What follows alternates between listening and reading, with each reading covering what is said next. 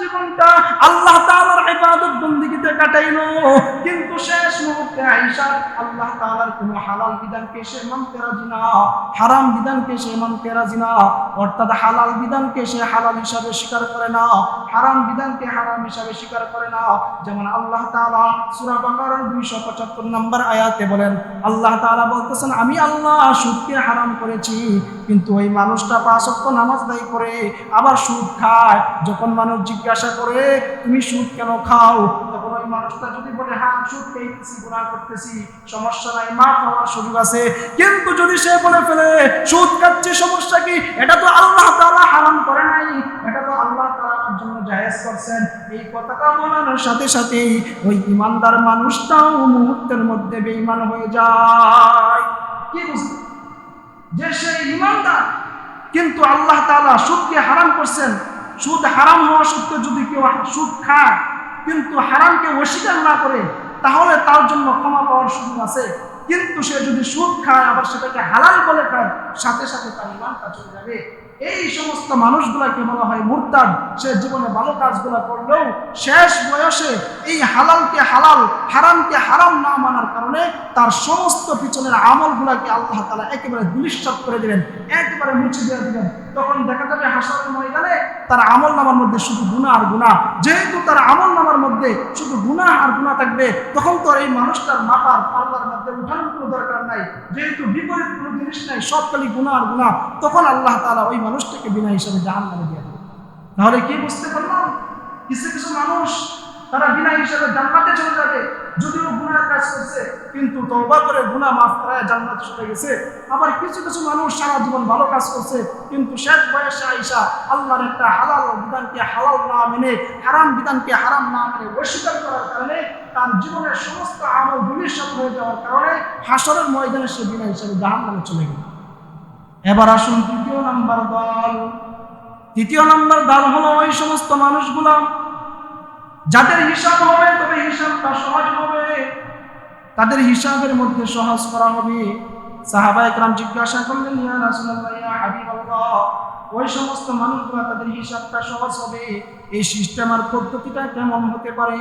তখন আল্লাহ তাআলা বলবেন, আল্লাহ তার মুহাব্বতের মানুষগুলোকে হাসরের ময়দানে মানুষের সামনে হিসাব করবেন না, বরং এরকম একটা ঢাকার ব্যবস্থা করবেন, পর্দার ব্যবস্থা করবেন। পর্দার ব্যবস্থা করিয়া আল্লাহ তাআলা ওই মুহাব্বতের মানুষগুলোকে ডাকিয়া পর্দার ভিতরের মধ্যে ঢুকাইয়া আল্লাহ বলবে, গুনার কাজগুলো তো করছিলাম। বান্দা স্বীকার করবে, হ্যাঁ আল্লাহ করছিলাম, এখন তো জাহান্নাম ছাড়া কোনো গতি নাই, আল্লাহ আপনি তো জাহান্নাম দিয়া দিতে পারেন। কিন্তু আল্লাহ তাআলা বলবেন, দুনিয়ার বুকে তোমরা গুনাহ করছো। দুনিয়ার একটা নীতি হলো, একজন নেতা তার কর্মীদের মধ্য থেকে যাকে বেশি মহাব্বত করে, দেখা যায় যখন সরকারি কোনো অনুদান আসে তখন কিন্তু অন্যান্য কর্মীদের চাইতে যার সাথে যার সম্পর্ক বেশি হয় তার অনুদানটা একটু বেশি থাকে, স্বাভাবিক নিয়ম। ঠিক তেমনি ভাবে আল্লাহ তাআলার সাথে যাদের একটা সম্পর্ক থাকে, আল্লাহ তাআলার সাথে যাদের একটা মিল মহাব্বত থাকে, ওই সমস্ত মানুষগুলা দিয়েই কিন্তু ভালো ভালো কাজ আল্লাহ করান। এই যে আমরা মাগরিবের পরে এশার নামাজের পরে এখানে বসলাম, এই বসাটা কি ভালো না মন্দ? শুধু ভালো না, শুধু ভালো না, এমনিই তো এটা মসজিদ আল্লাহ তাআলার কাছে সবচাইতে দামি একটা জায়গা। এরপরও এটা কুরআনী মজলিস, যতক্ষণ পর্যন্ত এই মজলিস চলবে, এক তো মসজিদের মধ্যে আল্লাহ তাআলার পক্ষ থেকে রহমত নাজিল হবে, সাথে সাথে আবার কুরআনী মজলিস হওয়ার কারণে সমস্ত ফেরেশতারা তাদের এই ব্যক্তিদের জন্য আল্লাহ তাআলার কাছে ক্ষমা প্রার্থনা করতে থাকবে। সুবহানাল্লাহ। তাহলে আমরা যারা এখানে এসেছি, আমাদের লাভ হয়েছে নাকি লস হয়েছে? এই জন্য যেহেতু আল্লাহ তাআলা আমরা কাছের বান্দা, মহাব্বতের বান্দা, এই জন্য শুকরিয়া আদায় স্বরূপ আমরা আবারও বলি আলহামদুলিল্লাহ। মুহতারাম হাজরিন, আমি আজকে আপনাদের সামনে মহাগ্রন্থ আল কোরআন থেকে একখানা আয়াত তেলাওয়াত করেছি। আল্লাহর নবী সাল্লাল্লাহু আলাইহি ওয়াসাল্লামের অসংখ্য অগণিত অমীয় বাণী থেকে একখানা হাদিসের কিছু অংশ তেলাওয়াত করেছি। যদি আল্লাহ তাআলা আমাকে তৌফিক দান করেন, তাহলে এই আয়াত ও হাদিসকে সামনে রেখেই সংক্ষিপ্ত আকারে কয়েকটি কথা বলবো ইনশাআল্লাহ। এর পূর্বে আমি আল্লাহ তাআলার কাছে আবেদন করি, তিনি যেন আমার জবান দিয়া এরকম কিছু কথা বের করে দেন যেই কথাগুলো আমার আপনার সকলের জন্য দুনিয়াতে শান্তি, আখিরাতে চিরমুক্তির ব্যবস্থা হয়। আর যারা আমরা এখানে এসেছি, আল্লাহ তাআলা যেন আমরা এসেছি এটা ফজিলত কামাইছি, যেই কথাগুলো হচ্ছে সেই কথাগুলো অত্যন্ত মনোযোগ সহকারে আমলের নিয়তে সওয়াবের আশায় শোনার চেষ্টা করবেন ইনশাআল্লাহ। মুহতারাম হাজরিন, একটা ঘটনা শুরুতে আমি আপনাদেরকে বলি।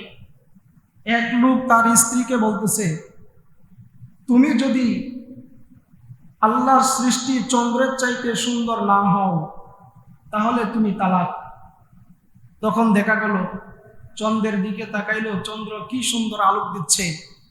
পক্ষান্তরে স্ত্রীর দিকে তাকাইলো, দেখা যায় চন্দ্রের আশেপাশে যাবে কিভাবে, দেখতে তো আলো চড়াবে তো দূরের কথা, দেখতেই সুন্দর লাগতেছে না।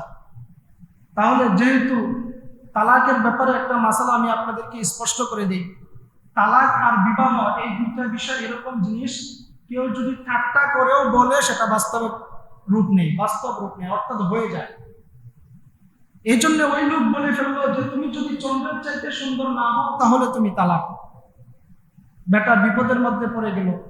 দুই একজন আলেমের সাথে সাক্ষাৎ করলো যে আমি তো এই কথা বললাম, এখন আপনারা কি বলেন? দুই একজন আলেম যাদের জ্ঞানের কমতি ছিল তারা বললো, হ্যাঁ আপনি বলছেন, কারণ চাঁদের দিকে তাকাইলে তো চাঁদের চাইতে আপনি বউ সুন্দর হয়ে যাবে না, সুতরাং আপনার বউ তালাক। কিন্তু ওই লোকটা সে আরো অন্য আলেমের দিকে গেল, একজন বুজুর্গ আলেম, উনার কাছে যাওয়ার পর উনি বলতেছে, না তোমার বউ তালাক হয় নাই। লোকটা জিজ্ঞাসা করলো কারণ কি? এত আলেম তারা বললো তালাক হয়ে গেছে, অথচ আপনি বলতেছেন তালাক হন নাই, কারণটা কি? তখন ওই বুজুর্গ আলেম বলতেছে, তুমি কি সূরা ৩-এর এই আয়াতটা তেলাওয়াত করো নাই? লাকাদ খালাকনাল ইনসানা ফি আহসানি তাকওয়িম, আমি মানুষকে সবচেয়ে সুন্দর করে বানাইছি। কিসের আসমান, কিসের জমিন, কিসের চন্দ্র, কিসের তারকা, যত সৃষ্টি আছে সকল সৃষ্টির মধ্যে সর্বশ্রেষ্ঠ সৃষ্টি হলো মানুষ। এই মানুষগুলাকে আল্লাহ তাআলা এমনি এমনি বানাই নাই, খুব আদর করে আল্লাহ তাআলা বানাইছে। হযরতে আদম আলাইহিস সালামকে যখন বানাইলেন, পায়ের তলা থেকে নিয়ে শুরু করে এরকম গলা পর্যন্ত ফেরেশতারা বানাইছে। বানানোর পরে এবার মুখ বানাইতে শুরু করবে। আল্লাহ তাআলা ফেরেশতাদেরকে ডাক দিয়ে বলে, ফেরেশতারা আর সামনে বাড়ার চেষ্টা করিও না। ফেরেশতারা ডাক দিয়ে বলে, আল্লাহ কেন কেন কেন, কারণটা কি? আল্লাহ তাআলা ডাক দিয়ে বলেন, ফেরেশতা এই যে মুখটা বানাইতে যাইতেছো সেই মুখটা কোনো সাধারণ মুখ না, এটা হলো, এই মুখের মধ্যে একটা জায়গা আছে যার নাম হলো কপাল। এই কপাল দিয়া বান্দা আমার কুদরতি পায়ে সাজদা করবে। সুতরাং এই কপালটা আমি ফেরেশতাদেরকে দিয়া বানাইতে চাই না, বরং আমি আল্লাহ নিজ কুদরতি হাতে বানাইতে চাই। সুবহানাল্লাহ। তাহলে এবার চিন্তা করে দেখেন কত মহব্বত করে আশা করে আল্লাহ আমাদেরকে বানাইছে। এবার যখন জিজ্ঞাসা করা হয় মানুষ তোমাকে কেন বানাইলো, সেটাও আল্লাহ তাআলা এক আয়াতের মধ্যে বলেন, ওয়ামা খালাকাতুল জিন্না ওয়াল ইনসা ইল্লা লিয়াবুদুন, আমি আল্লাহ জিন জাতি আর মানব জাতি বানাইছি শুধুমাত্র আমার ইবাদত বন্দেগী করবার জন্য, অন্য কারো গোলামি করবার জন্য আমি আল্লাহ মানুষ বানাই নাই। বরং 18,000 মাখলুকাত এইগুলো বানাইছি মানুষের খেদমত করতে, আর মানুষকে বানাইছি আমার খেদমত করবার জন্য। এই জন্যই তো আল্লাহ তাআলা সূরা মুলুকের এক আয়াতে বলেন, আল্লাযী খালাকাল মাউতা ওয়াল হায়াতা লিয়াবলুয়াকুম আইয়ুকুম আহসানু আমালা। হে দুনিয়ার মানুষ, আল্লাহ তাআলা তোমাদেরকে জীবন দান করছেন, আল্লাহ তাআলা তোমাদেরকে মৃত্যু দান করছেন। এই জীবন এবং মৃত্যুর মাঝে সামান্য কিছু সময় আল্লাহ তাআলা দিয়েছেন। ওই সময়গুলা কেন দিলেন সেটাও আল্লাহ তাআলা বলতেছেন, আইয়ুকুম আহসানু আমালা, তোমাদের মধ্য থেকে ওই মানুষগুলা কে কেমন আমার ইবাদত বন্দেগী করে, কে নামাজ পড়ে, কে রোজা রাখে, কে আল্লাহ তাআলার ইবাদত বন্দেগী করে। আমি আল্লাহ এইগুলা যাচাই বাছাই করবার জন্য আমি আল্লাহ মানুষকে সৃষ্টি করলাম, সাথে সাথে তার জন্য মৃত্যু দিয়া দিলাম, যাতে করে মৃত্যুর পরে আমি আল্লাহ কি আমল করলো সেইগুলোর জন্য পাই টু পাই হিসাব নিতে পারি। সুবহানাল্লাহ।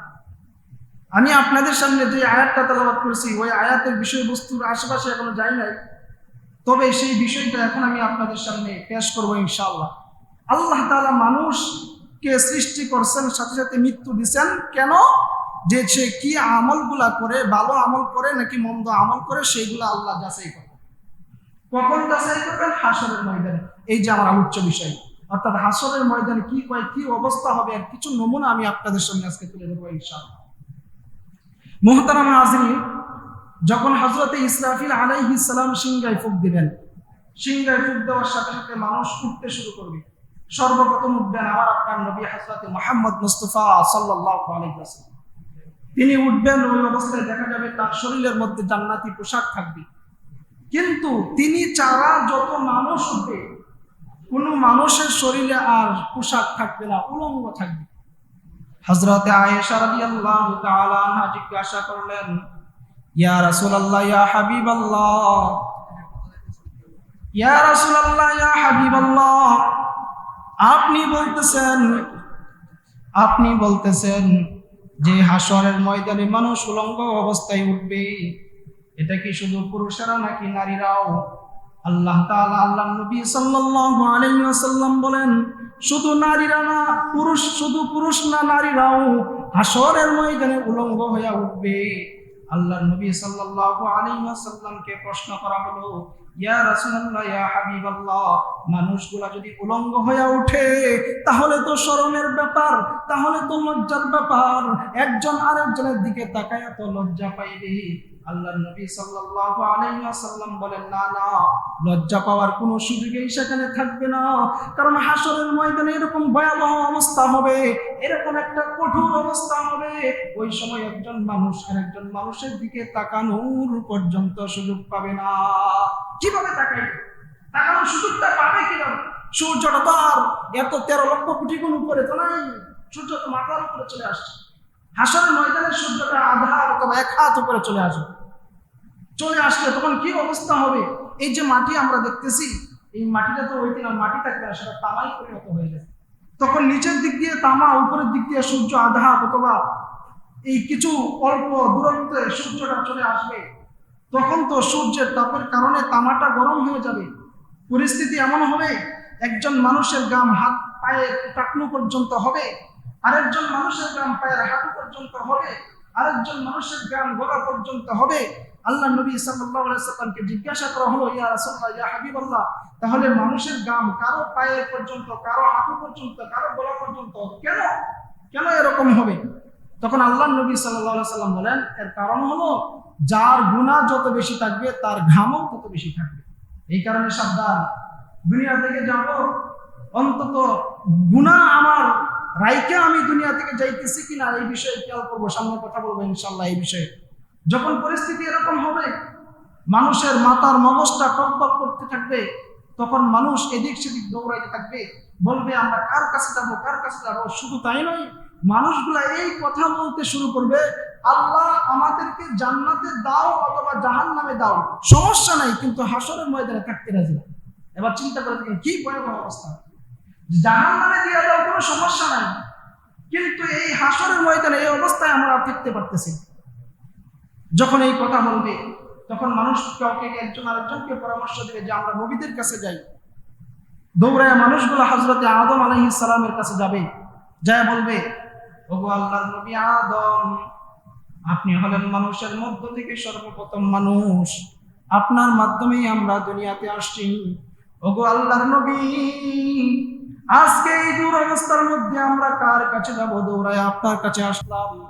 সুতরাং আল্লাহর নবী, আপনি আমাদের জন্য আল্লাহ তাআলার দরবারে সুপারিশ করেন, তিনি যেন আর দেরি না করে হাসরের হিসাব নিকাশের কাজগুলা যেন শুরু করে দেন। হযরতে আদম আলাইহিস সালাম বলবেন, না না, আমার পক্ষে সুপারিশ করবার কোনো সুযোগ নাই। আমি নিজেই পেরেশানির মধ্যে আছি, কারণ আমি আল্লাহ তাআলার কাছে ছোট্ট একটা অপরাধ করে ফেলেছিলাম। আমি আল্লাহ তাআলার একটা হুকুম না মানার কারণে আল্লাহ তাআলা আমাকে জান্নাত থেকে দুনিয়ার মধ্যে পাঠায় দিয়েছিল। সুতরাং এই মুহূর্তে এই মুখ নিয়ে আমি আল্লাহ তাআলার কাছে সুপারিশ করার কোনো সুযোগ নাই। এরকম বলে ফেলবে, তখন তিনি বলবেন অন্য নবীর কাছে যাও। মানুষ দৌড়ায় হযরত ইব্রাহিম আলাইহিস সালামের কাছে যাবে, ইব্রাহিম আলাইহিস সালাম অপারগতা প্রকাশ করবেন, তখন মানুষ দৌড়ায় মুসা আলাইহিস সালামের কাছে যাবে। একই অবস্থা হবে, ঈসা আলাইহিস সালামের কাছে যাবে, একই অবস্থা হবে। কিন্তু যখন আমাদের নবী হযরত মুহাম্মদ মুস্তাফা সাল্লাল্লাহু আলাইহি ওয়াসাল্লামের কাছে মানুষগুলো আসবে, তখন তিনি আল্লাহ তাআলার আরশে আজিমের কাছে গিয়ে সিজদা করবেন। সিজদার করে গিয়ে বলবেন, ও আল্লাহ, আজকে হাসরের ময়দানে এই ভয়াবহ অবস্থা, এই কঠিন মুহূর্ত আমরা পার করতে পারতেছি না। আল্লাহ, তুমি আমাদের হিসাব নিকাশের কাজটা শুরু করিয়া দাও। আল্লাহর নবীর কথা আল্লাহ তাআলা শুনবেন এবং হিসাব নিকাশের কাজ শুরু করে দেবেন। তখন দেখা যাবে আল্লাহ তাআলার পক্ষ থেকে ফয়সালা হবে, আজকে যত মানুষ হাসরের ময়দানে আসো, প্রত্যেকটা মানুষকে আমি 4 দলের যে কোনো এক দলের অন্তর্ভুক্ত করব। 4 দল কি? এক দল হলো যাদেরকে আমি আল্লাহ বিনা হিসাবে জান্নাতে দিয়ে দেব, আরেক দল হলো যাদেরকে আমি বিনা হিসাবে জাহান্নামে দিয়ে দেব, আরেকটা দল হলো যাদের হিসাব হবে তবে হিসাবটা সহজ করে দেব, আরেকটা দল হবে যাদের হিসাব হবে তবে হিসাবটা হবে কঠিন। সাহাবায়ে কেরাম জিজ্ঞাসা করলেন, ইয়া রাসূলুল্লাহ, ইয়া হাবিবাল্লাহ, ওই সমস্ত মানুষগুলা কারা যাদেরকে আল্লাহ তাআলা বিনা হিসাবে জান্নাত দিয়ে দিবেন? আল্লাহর নবী সাল্লাল্লাহু আলাইহি ওয়াসাল্লাম বলেন, আল্লাহ তাআলা আমাকে জানাইছেন আমার উম্মতের মধ্যে 70,000 উম্মত এরকম হবে যাদেরকে আল্লাহ তাআলা বিনা হিসাবে জান্নাত দিয়ে দিবেন। আল্লাহর নবী সাল্লাল্লাহু আলাইহি ওয়াসাল্লাম এই কথা বলার পরে হযরত ওমর রাদিয়াল্লাহু তাআলা বলতেছেন, ইয়া রাসূলুল্লাহ, ইয়া হাবিবাল্লাহ, আপনার এত এত উম্মতের মধ্যে যদি মাত্র 70,000 উম্মত জান্নাতে যায়, তাহলে বাকিদের অবস্থা কি হবে? ওগো আল্লাহর নবী, আপনি আল্লাহ তাআলার কাছে আবারও সুপারিশ করেন যেন আল্লাহ তাআলা আপনার উম্মতের মধ্য থেকে আরো কিছু মানুষের সংখ্যা বাড়ায় দেন, যাদেরকে আল্লাহ তাআলা হাসরের ময়দানে বিনা হিসাবে জান্নাত দিয়ে দিবেন। সুবহানাল্লাহ। তখন আল্লাহর নবী সাল্লাল্লাহু আলাইহি সাল্লাম আবার আল্লাহ তাআলার কাছে আবেদন করলো, ওগো আল্লাহ, এই 70,000 মানুষকে যে বিনা হিসাবে জান্নাত দিবেন সেটা তো আপনি নিজে বলছেন, কিন্তু আমি আপনার কাছে সুপারিশ করতেছি, ওগো আল্লাহ, এই 70,000-এর জায়গায় আপনি আরো বাড়ায় দেন। তখন আল্লাহ তাআলার পক্ষ থেকে ফয়সালা, ওগো আল্লাহর নবী, আমি 70,000 বলেছিলাম, এখন আপনি সুপারিশ করেছেন, এই জন্য আমি আল্লাহ প্রতি 70,000-এর সাথে আরো 70,000 বাড়ায় দিলাম, প্রতি 1,000-এর সাথে আরো 70,000, এরকম ভাবে হিসাব করলে দেখা যায় 70,000 গুণ 70,000, 490 কোটি মানুষ আমার আল্লাহ আমাদের নবী হযরত মুহাম্মদ মুস্তাফা সাল্লাল্লাহু আলাইহি ওয়াসাল্লামের উম্মতদের মধ্য থেকে 490 কোটি মানুষকে হাসরের ময়দানে আল্লাহ তাআলা বিনা হিসাবে জান্নাত দিবেন। সুবহানাল্লাহ, সুবহানাল্লাহ বলবেন না? 490 কোটি মানুষকে বিনা হিসাবে জান্নাত দিবেন। এবার সাহাবায়ে কেরাম জিজ্ঞাসা করলেন, ইয়া রাসূলুল্লাহ, 490 কোটি মানুষকে আল্লাহ তাআলা জান্নাত দিবেন, 490 কোটি মানুষ, তাদের স্বভাব কেমন হবে, তাদের বৈশিষ্ট্য কি, তাদের গুণাবলী কি, কোন গুণে তারা বিনা হিসাবে জান্নাত পাবে? তখন আল্লাহর নবী সাল্লাল্লাহু আলাইহি সাল্লাম বলেন, হাসরের ময়দানে দেখা যাবে যেই সমস্ত মানুষগুলোর আমলনামার মধ্যে কোনো গুনাহ নাই, ওই সমস্ত মানুষগুলোকে আল্লাহ তাআলা বিনা হিসাবে জান্নাত দিবেন। সাহাবায়ে কেরাম জিজ্ঞাসা করলেন, ইয়া রাসূলুল্লাহ, ইয়া হাবিবাল্লাহ, আপনি কি বলেন? আপনার উম্মতের মধ্যে 490 কোটি মানুষ বিনা হিসাবে জান্নাতে যাবে, অথচ আপনি তাদের গুনাহগুণ বর্ণনা করলেন যে তাদের আমলনামার মধ্যে কোনো গুনাহ থাকবে না। এটা কি করে সম্ভব? অথচ আপনি আরেক হাদিসের মধ্যে বলেছেন, আলা কুল্লুকুম খাত্তাউন, দুনিয়ার মধ্যে একমাত্র নবীরা ছাড়া যত মানুষ থাকবে প্রত্যেকটা মানুষই গুনাহগার হবে। তাহলে তো আপনার কথার সাথে একটা সংঘর্ষ হয়ে যাচ্ছে। আপনি বলছেন আপনার উম্মতের মধ্যে 490 কোটি মানুষ বিনা হিসাবে জান্নাতে যাবে, অথচ দেখা যায় আপনার উম্মতের প্রত্যেকটা মানুষই কোনো না কোনো গুনাহগার, সে ওর গুনাহ করবেই, অর্থাৎ সে গুনাহগার থাকবেই। তাহলে এটা কি করে সম্ভব? তখন আল্লাহর নবী সাল্লাল্লাহু আলাইহি সাল্লাম বলেন, তুমি আমার আরেকটা হাদিস শোনো নাই? আত্তাইবু মিনাদ যামবি কামান লা যামবালাহ, ওই সমস্ত মানুষগুলা যারা একটা গুনাহের কাজ করার পরে সেটার উপরে অটল না থেকে লজ্জিত হবে, লজ্জিত হইয়া আমি আল্লাহ তাআলার দরবারে তওবা ইস্তেগফার করে ক্ষমা চাইবে, তখন আমি আল্লাহ তাআলা ওই ব্যক্তির গুনাহকে এরকম ভাবে ক্ষমা করে দিব কেমন জানি সে গুনাহের কাজ করেই, কেমন জানি সে গুনাহের কাজ করেই নাই। অর্থাৎ গুনাহগার হওয়া সত্ত্বেও হাসরের ময়দানে বিনা হিসাবে জান্নাতে যাওয়া যাবে, তবে এর মেডিসিন হলো তওবা করে গুনাহ মাফ করায়া দুনিয়া থেকে যাইতে হবে। তওবা করে গুনাহ মাফ করায়া দুনিয়া থেকে যাইতে হবে। যদি তওবা করে গুনাহ মাফ করায়া আমরা দুনিয়া থেকে যাইতে পারি, তাহলে হাসরের ময়দানে যখন হিসাব নিকাশ হবে আমি আর আপনি প্রথম দলের অন্তর্ভুক্ত হইয়া বিনা হিসাবে জান্নাতে যাইতে পারি।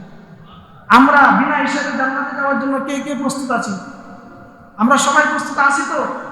তাহলে এর জন্য আমাদের করণীয় কি? আমাদের করণীয় এটাই, আমরা গুনাহের কাজ করছি কোনো সমস্যা নাই, কারণ শয়তান এমন একটা জিনিস, শয়তান এমন একটা প্রাণী যে আল্লাহ তাআলার কাছ থেকে এরকম সুযোগ নিয়ে আসছে। মানুষের রোগে রোগে চলার ক্ষমতা তার আছে, মানুষের অন্তরের মধ্যে ঢুকিয়ে মানুষকে ঢুকা দেওয়ার অধিকার ক্ষমতা তার আছে। সুতরাং মানুষের পিছনে সে লাগাই থাকবে আর গুনাহের কাজ করাইবে। তবে ওই মানুষটা যদি গুনাহের কাজ করার পরে সারাদিন গুনাহ করলো, কিন্তু রাত্রে বেলায় আল্লাহ তাআলার দরবারে আইসা পিছনের গুনাহগুলোর জন্য যদি ক্ষমা চাইতে পারে আর যদি তওবা করতে পারে, গুনাহের উপরে লজ্জিত হইতে পারে, তাহলে আমার আল্লাহ তাআলা ওই ব্যক্তির আমলনামা থেকে সমস্ত গুনাহগুলোকে মাফ করিয়া দিবেন। সুবহানাল্লাহ। আমরা দুনিয়ার মধ্যে বাকি খাই, দোকানের মধ্যে বাকি খাওয়ার পরে যদিও মাস শেষে টাকা আদায় করি, এরপরও দেখা যাবে যে পিছনের এই কাজ কেটে দেওয়া হবে কিন্তু একেবারে মুছে দেওয়া হবে না। অথচ আল্লাহ তাআলার একটা সিস্টেম হলো, আল্লাহ তাআলা যদি কোনো বান্দাকে ক্ষমা করতে চান তাহলে ওই ব্যক্তির আমলনামা থেকে একেবারে তার গুনাহগুলোকে সম্পূর্ণ মুছে দেন। সুবহানাল্লাহ। এই জন্য আমরা তওবার মেশিনটা সবসময় চালু রাখবো। মানুষ দ্বারা গুনাহের কাজ হইতেই পারে, মানুষ অপরাধ করতেই পারে, কিন্তু অপরাধ করার পরে যেন সেই অপরাধটা স্থায়ী থেকে না যায়, গুনাহটা যেন তার সাথে থেকে না যায়, এই গুনাহটাকে ক্ষমা করানোর জন্য ইস্তেগফার আমরা শপথে করতে রাজি আছি তো ইনশাআল্লাহ। তাহলে কি বললাম? এক নাম্বার, আল্লাহ তাআলা বিনা হিসাবে জান্নাত দিয়া দিবেন। এরপরে দ্বিতীয় নাম্বার দল, যাদেরকে আল্লাহ তাআলা বিনা হিসাবে জাহান্নামে দিয়া দিবেন। আল্লাহর নবী সাল্লাল্লাহু আলাইহি ওয়াসাল্লাম বলেন, দ্বিতীয় প্রকার ওই সমস্ত মানুষগুলো কারা? ওই সমস্ত মানুষগুলো হলো অনেক অনেক অনেক অনেক, তবে মুসলমানদের মধ্য থেকেই একটা দলের কথা আমি আপনাদের সামনে বলবো, যেটা আমার আল্লাহ তাআলা কালামে পাকের মধ্যে বলতেছেন, ওয়া মান ইয়ারতাদিদ মিনকুম আন দীনিহি ফায়ামুত ওয়া হুয়া কাফিরুন ফাউলাইকা হাবিতাত আমালুহুম ফিদ দুনিয়া ওয়াল আখিরাহ। আল্লাহ তাআলা বলেন, মুসলমানের মধ্য থেকে কিছু হতভাগা মুসলমান এরকম হবে যারা জীবনে ভালো ভালো কাজগুলো করলো, ভালো ভালো কাজগুলো করলো, 5 ওয়াক্ত নামাজ আদায় করলো, রমজানের রোজা রাখলো, হজ করলো, যাকাত দিল, সব কিছু ঠিক করলো, তার জীবনটা আল্লাহ তাআলার ইবাদত বন্দেগীতে কাটাইলো, কিন্তু শেষ মুহূর্তে আয়েশা আল্লাহ তাআলার কোনো হালাল বিধানকে সে মানতে রাজি না, হারাম বিধানকে সে মানতে রাজি না। অর্থাৎ হালাল বিধানকে সে হালাল হিসাবে স্বীকার করে না, হারাম বিধানকে হারাম হিসাবে স্বীকার করে না। যেমন আল্লাহ তাআলা সূরা বাকারার 275 নম্বর আয়াতে বলেন, আল্লাহ তাআলা বলতেছেন, আমি আল্লাহ সুদকে হারাম করেছি, কিন্তু ওই মানুষটা 5 ওয়াক্ত নামাজ আদায় করে আবার সুদ খায়। যখন মানুষ জিজ্ঞাসা করে তুমি সুদ কেন খাও, তখন ওই মানুষটা যদি বলে হ্যাঁ সুদ খেয়েছি, গুনাহ করতেছি, সমস্যা নাই, মাফ হওয়ার সুযোগ আছে। কিন্তু যদি সে বলে ফেলে সুদ খাচ্ছে সমস্যা কি, এটা তো আল্লাহ তাআলা হারাম করে নাই, এটা তো আল্লাহ তাআলার জন্য জায়েজ করছেন, এই কথাটা বলার সাথে সাথেই ওই ইমানদার মানুষটাও মুহূর্তের মধ্যে বেঈমান হয়ে যায়। কি বুঝলেন? যে সে ইমানদার কিন্তু আল্লাহ তাআলা সুদকে হারাম করছেন, সুদ হারাম হওয়া সত্ত্বেও যদি কেউ সুদ খায় কিন্তু হারামকে অস্বীকার না করে, তাহলে তার জন্য ক্ষমা পাওয়ার সুযোগ আছে। কিন্তু সে যদি সুদ খায় আবার সেটাকে হালাল বলে খায়, সাথে সাথে তার ঈমানটা চলে যাবে। এই সমস্ত মানুষগুলাকে বলা হয় মুরতাদ। সে জীবনে ভালো কাজগুলো করলেও শেষ বয়সে এই হালালকে হালাল, হারামকে হারাম না মানার কারণে তার সমস্ত পিছনের আমলগুলাকে আল্লাহ তাআলা একেবারে ধূলিসাৎ করে দিবেন, একেবারে মুছে দিয়ে দিবেন। তখন দেখা যাবে হাসরের ময়দানে তার আমলনামার মধ্যে শুধু গুনাহ আর গুনাহ। যেহেতু তার আমলনামার মধ্যে শুধু গুনাহ আর গুনাহ থাকবে, তখন তো এই মানুষটার মাথার পাল্লার মধ্যে উঠানোর কোনো দরকার নাই, যেহেতু বিপরীত কোনো জিনিস নাই, সব খালি গুনাহ আর গুনাহ। তখন আল্লাহ তাআলা ওই মানুষটাকে বিনা হিসাবে জাহান্নামে দিয়ে দেবে। তাহলে কি বুঝতে পারলাম? কিছু কিছু মানুষ তারা বিনা হিসাবে জান্নাতে চলে যাবে, যদিও গুনাহের কাজ করছে, কিন্তু তওবা করে গুনাহ মাফ করায় জান্নাতে চলে গেছে। আবার কিছু কিছু মানুষ সারা জীবন ভালো কাজ করছে, কিন্তু শেষ বয়সে আইসা আল্লাহর একটা হালাল বিধানকে হালাল না মেনে, হারাম বিধানকে হারাম না মেনে অস্বীকার করার কারণে তার জীবনের সমস্ত আমল ধূলিসাৎ হয়ে যাওয়ার কারণে হাসরের ময়দানে সে বিনা হিসাবে জাহান্নামে চলে গেল। এবার আসুন তৃতীয় নাম্বার দল। তৃতীয় নাম্বার দল হলো ওই সমস্ত মানুষগুলো যাদের হিসাব হবে, তবে হিসাবটা সহজ হবে, তাদের হিসাবের মধ্যে সহজ করা হবে। সাহাবায়ে কেরাম জিজ্ঞাসা করলেন, ইয়া রাসূলুল্লাহ, ইয়া হাবিবাল্লাহ, ওই সমস্ত মানুষগুলো তাদের হিসাবটা সহজ হবে, এই সিস্টেম আর পদ্ধতিটা কেমন হতে পারে? তখন আল্লাহ তাআলা বলবেন, আল্লাহ তার মুহাব্বতের মানুষগুলোকে হাসরের ময়দানে মানুষের সামনে হিসাব করবেন না, বরং এরকম একটা ঢাকার ব্যবস্থা করবেন, পর্দার ব্যবস্থা করবেন। পর্দার ব্যবস্থা করিয়া আল্লাহ তাআলা ওই মুহাব্বতের মানুষগুলোকে ডাকিয়া পর্দার ভিতরের মধ্যে ঢুকাইয়া আল্লাহ বলবে, গুনার কাজগুলো তো করছিলাম। বান্দা স্বীকার করবে, হ্যাঁ আল্লাহ করছিলাম, এখন তো জাহান্নাম ছাড়া কোনো গতি নাই, আল্লাহ আপনি তো জাহান্নাম দিয়া দিতে পারেন। কিন্তু আল্লাহ তাআলা বলবেন, দুনিয়ার বুকে তোমরা গুনাহ করছো, যেহেতু অহংকার দেখাও নাই, সুতরাং আমি আল্লাহ আজকে তোমাদেরকে দয়া করে তোমাদের গুনাহ মাফ করে দিলাম। সুবহানাল্লাহ। যাদের গুনাহকে আল্লাহ দয়া করে হাসরের ময়দানে মাফ করে দিবেন, তাদের হিসাবটাই হবে সহজ হিসাব। আরেকটা সিস্টেম পদ্ধতি আমি আপনাদেরকে বলি। হাসরের ময়দানে আল্লাহ তাআলা প্রত্যেক মানুষের আমলনামাকে 3 ভাগে বিভক্ত করবেন।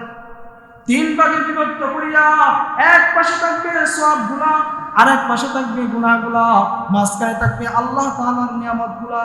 আল্লাহ তাআলা মানুষকে বলবে, দেখো দুনিয়াতে থাকা অবস্থায় তুমি এই নিয়াত কাজগুলা করছো, এই ভালো কাজগুলা করছো, আবার দুনিয়াতে থাকতে তুমি এই গুনাহের কাজগুলা করছো, আর মাঝখানে যে লিস্টটা দেখতেছো, এই লিস্টটা হলো দুনিয়াতে তুমি আমি আল্লাহর পক্ষ থেকে যে নিয়ামতগুলা তুমি ভোগ করছিলা, ওই নিয়ামতগুলা হলো মাঝখানে। সুতরাং বান্দা, তুমি যে নেক আমলগুলা করছো, ওই নেক আমলগুলার বিনিময়ে আমি আল্লাহ মাঝখানের নিয়ামতের বিনিময়ে কাটাকাটি করে দিলাম। কি বুঝলেন? অর্থাৎ একদিকে নেক আর মাঝখানে হলো নিয়ামত, এই নিয়ামত আর নেকের মাঝখানে আল্লাহ কাটাকাটি করে দিবেন। অর্থাৎ তুমি যে নেক আমলগুলা করছো আর আমি যে তোমাদেরকে নিয়ামত দান করছিলাম, সেই নিয়ামতের বিনিময়ে আমি নেকগুলা নিয়ে আনলাম। এখন কি রইল? নেকও চলে গেল, মাঝখানে আবার এরকম ভাবে তার নিয়ামতগুলা এগুলো চলে গেল, রয়ে গেল কি? শুধু গুনার লিস্ট। কি? শুধু গুনার লিস্ট। তখন বান্দা মনে করবে, এই মুহূর্তে আমার জন্য জাহান্নাম ছাড়া আর কোনো গতি নাই, আমার জন্য তো জাহান্নাম ওয়াজিব হয়ে গেছে। তখন আল্লাহ তাআলা ডাক দিয়া বলবেন, বান্দা না না, তুমি পেরেশানি হও না, তুমি পেরেশানি হও না, হতাশ হও না, আমি আল্লাহ তোমাকে নিজ কুদরতি আমি আল্লাহ তাআলা দয়া করে তোমার জীবনের গুনাহ খাতাগুলো মাফ করিয়া দিলাম। সুবহানাল্লাহ। এরকম ভাবে যাদেরকে ক্ষমা করে দেওয়া হবে, তাদের আমলনামার এই গুনাহগুলা ক্ষমা করে দিয়ে আল্লাহ যাদেরকে জান্নাত দিয়া দিবেন, ওই সমস্ত মানুষগুলোর হিসাবটাই সহজ হবে। এই জন্য আমরা আল্লাহ তাআলার কাছে সব সময় এই দোয়াটা করব, আল্লাহ আপনি আমাদের আমলনামাকে হাসরের ময়দানে আমাদের হিসাব নিকাশকে সহজ করে দেন। আল্লাহুম্মা হাসিবনি হিসাবান ইয়াসীরা, আল্লাহুম্মা হাসিবনি হিসাবান ইয়াসীরা। এই ছোট্ট দোয়াটা আমরা বেশি বেশি করব, আল্লাহ তাআলার কাছে বলবো, হে আল্লাহ হাসরের ময়দানে আপনি আমাদের হিসাবকে সহজ করে দিয়েন। কারণ যদি হাসরের ময়দানে হিসাবকে যদি সহজ করা না হয়, যদি হিসাবকে কঠিন করা হয়, এমন কোনো আল্লাহর বান্দা নাই যে আল্লাহ তাআলার কাছে হিসাব দিয়া জান্নাতে যাইতে পারবে। এরপরে আমি আপনাদের সামনে চতুর্থ দলের কথা বলি। চতুর্থ দল যাদের হিসাব হবে, তবে হিসাব সহজ হবে না, হিসাবটা কঠিন হবে। হিসাব কঠিন কিভাবে হবে? আল্লাহ তাআলা বান্দাকে ডাক দিয়া বলবে, ও বান্দা, তুমি দুনিয়াতে থাকতে অমুক গুনাহটা করো নাই, সেই গুনাহটা কেন করলা? কেন শব্দ উচ্চারণ করবেন, তুমি এই কাজটা কেন করলা, এই কাজটা কেন করলা, এই গুনার কাজটা কেন করছিলা? যখন যেই বান্দার ব্যাপারে আল্লাহ তাআলা এই কেন শব্দটা উচ্চারণ করবেন, ওই বান্দা আর হিসাব দিয়া জান্নাতে যাওয়ার কোনো সুযোগ নাই। কেন করছিস?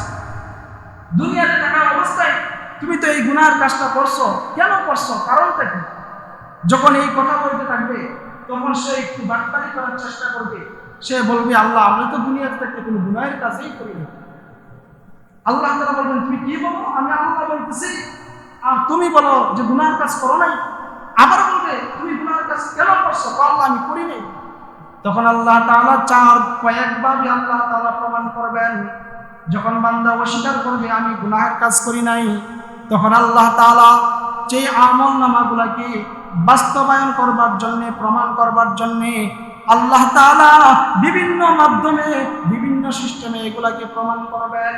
তার মধ্যে একটা হলো আল্লাহ তাআলা কালামে পাকের বলেন ইয়াউমা ইদিন তুহাদ্দিসু আখবারাহা, ওই মানুষটা সেই দুনিয়ার বুকে তাগনে বাটপারি করছে, হাসরের ময়দানেও আল্লাহ তাআলার সাথে বাটপারি করার চেষ্টা করবে। তখন আমি আল্লাহ ইয়াউমা ইদিন তুহাদ্দিসু আখবারাহা, ওই দিন হাসরের ময়দানে আমি জমিনের মুখটা খুলে দিব, জমিন কথা বলতে শুরু করে দিবে, বলবে আল্লাহ এই বাটপার না করতেছে, সে গুনাহের কাজ করে নাই, অথচ এই বান্দাটা এই মুখটা আমার জমিনে আমার উপরে কাইকা গুনার কাজ করছে। ওই বাটপার বলবে, না না আল্লাহ আমি বিশ্বাস করি না, জমিনের কথা বিশ্বাস করি না, আমি মানতে রাজি না। তখন আল্লাহ তাআলা আরেকটা পদ্ধতি অবলম্বন করবেন। আল্লাহ তাআলা বলবেন, ওগো বান্দা তোমার আমলনামা আমি আল্লাহ রেকর্ড করে রাখছি, ভিডিও করে রাখছি। বাম কাঁধে একজন ফেরেশতা ছিল যে তোমার গুনাহগুলোকে রেকর্ড করছে, ডান কাঁধে একজন ফেরেশতা ছিল যে তোমার সওয়াবের কাজগুলোকে রেকর্ড করে রাখছে। সুতরাং এই মুহূর্তে আমি আল্লাহ তোমার কাছে এই রেকর্ডগুলো পেশ করতে চাই। এরকম ভাবে সেই একের পর এক আল্লাহ প্রমাণ করবেন। সময় শেষ করে দিলে মনে ভালো হবে। এখন